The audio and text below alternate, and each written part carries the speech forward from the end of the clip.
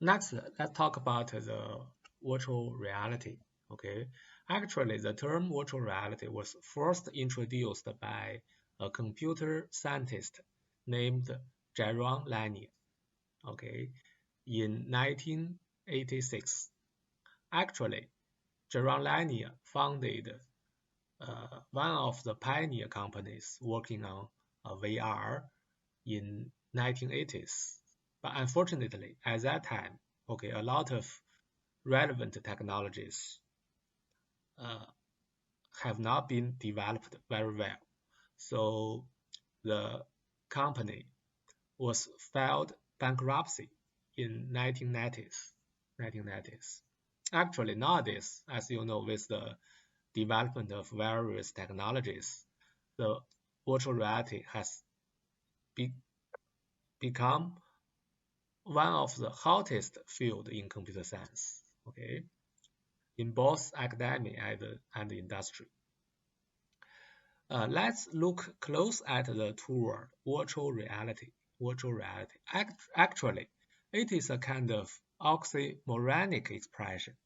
Okay, oxymoronic expression. Okay, look at the tool virtual reality.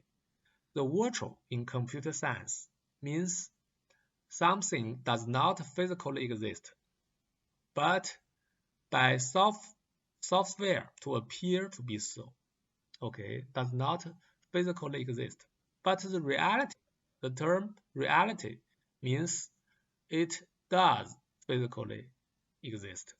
So the term virtual reality is kind of oxymoronic expression. Okay, actually, there are various definitions of virtual reality in different textbooks. Okay, but many of these definitions are quite partial. For example, in some textbooks, virtual reality is defined as a person, okay, wear a head-mounted display and interact with a computer system, okay, through some devices such as digital glove or other wearable devices connected by computers. But such a definition is quite partial, cannot appropriately express the underlying philosophies and concepts of virtual reality. Uh, so in this lecture, we use a more comprehensive definition. So what is a virtual reality?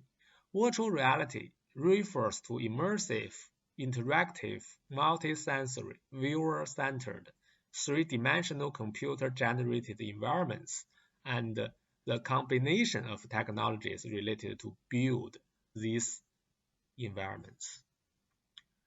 So you can see in this definition, there are three keywords. Okay, the first keyword is immersive.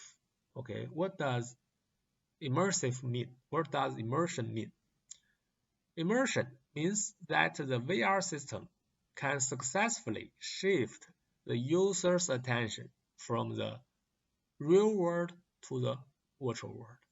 Immersive make the users immersed into the virtual world. So this requires we develop the virtual reality system as realistically as possible. But in practice, it is not an easy work. The second keyword is interactive. Interactive. What does interactive or interaction mean here? Interaction means that the system can timely respond to the user's input. So the users cannot perceive the time lag between his or her action and the feedback from the system.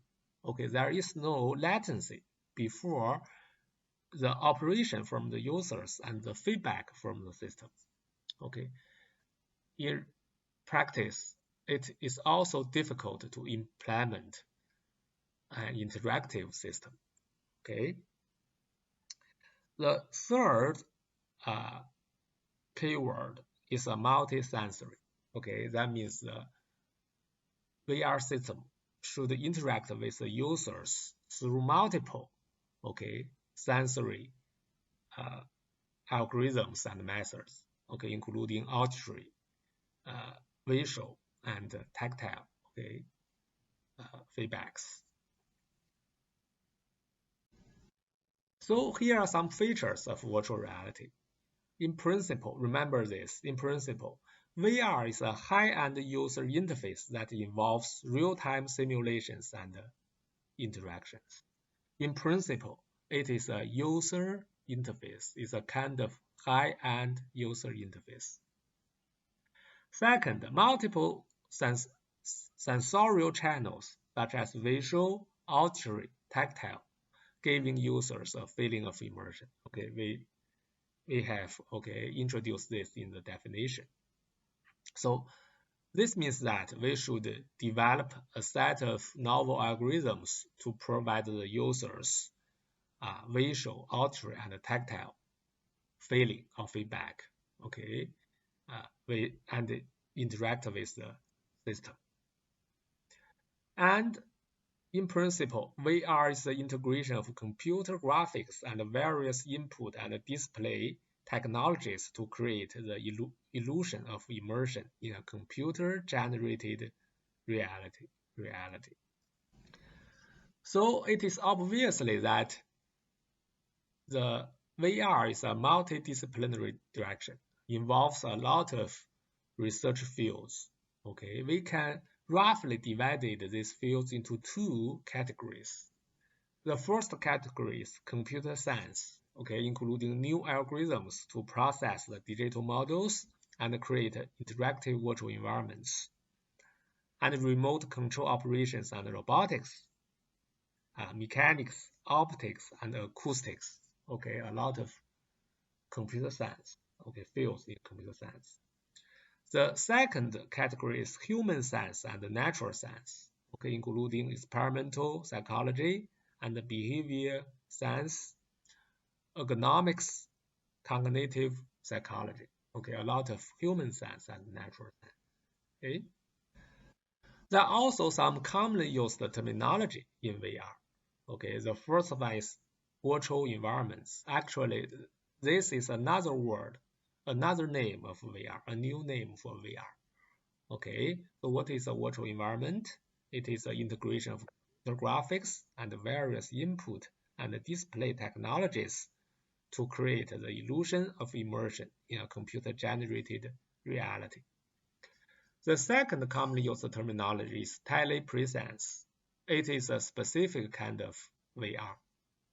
It is a technology that would allow remotely situated operators to receive enough sensory feedback to feel like they are really at the same location and able to do different kinds of tasks.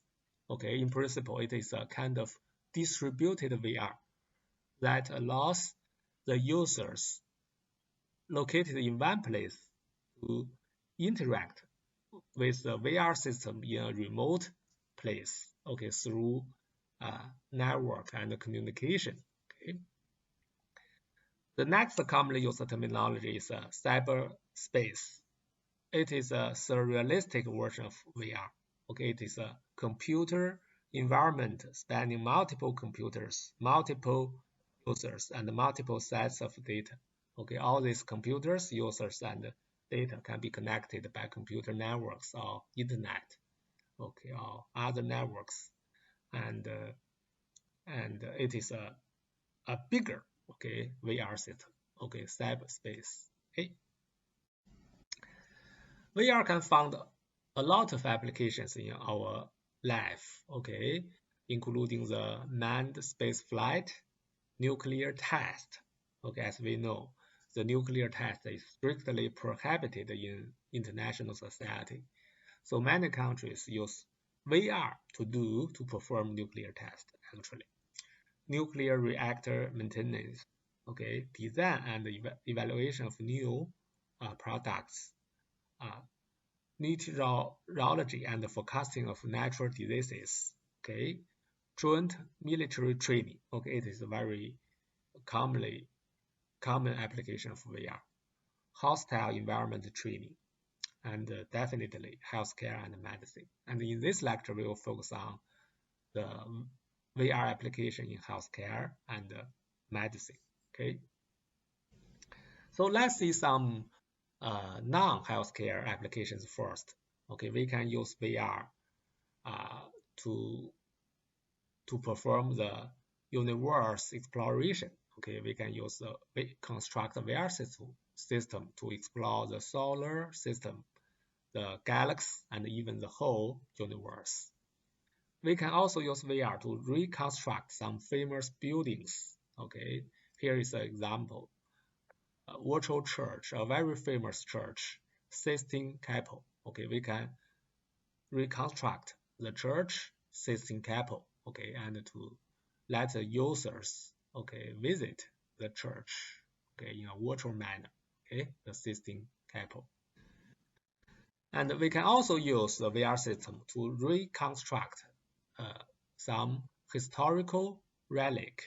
We call such applications as virtual heritage. Virtual heritage.